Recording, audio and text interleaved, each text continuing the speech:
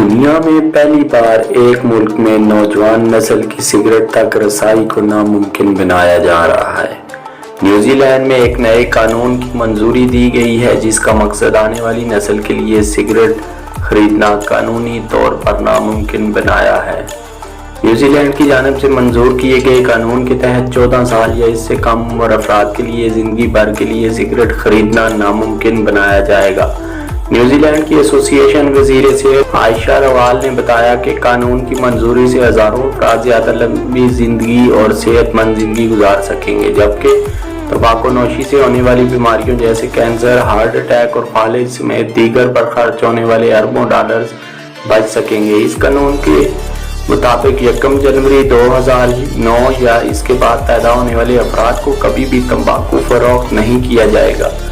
यानी 50 साल बाद भी कोई फर्द न्यूजीलैंड में सिगरेट खरीदने की कोशिश करेगा तो इसे अपने शनाख्ती कार्ड से साबित करना होगा कि वो कम अज कम 63 साल। मकामी तिबी अहकाम को तवक्को है कि इस कानून की मंजूरी के बाद बहुत जल्द न्यूजीलैंड को तंबाकू नोशी से पाक मुल्क बनाने का मकसद हासिल हो सकेगा।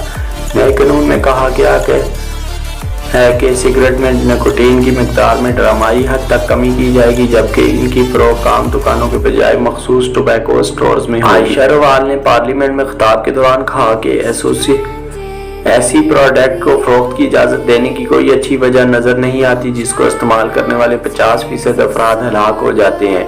इनका कहना था कि इस कानून की मंजूरी के बाद हम मुस्तकबिल में इस लत का खात्मा करने में कामयाब हो जाएंगे।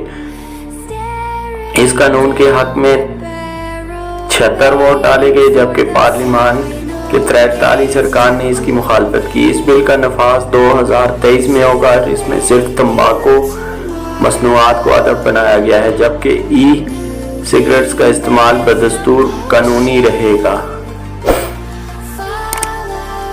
जी तो व्यूअर्स, पोस्ट अच्छी लगी तो दोस्तों के साथ शेयर करने के बाद हमारे चैनल को सब्सक्राइब करके बेल का बटन दबाना हरगिज़ मत भूलिए।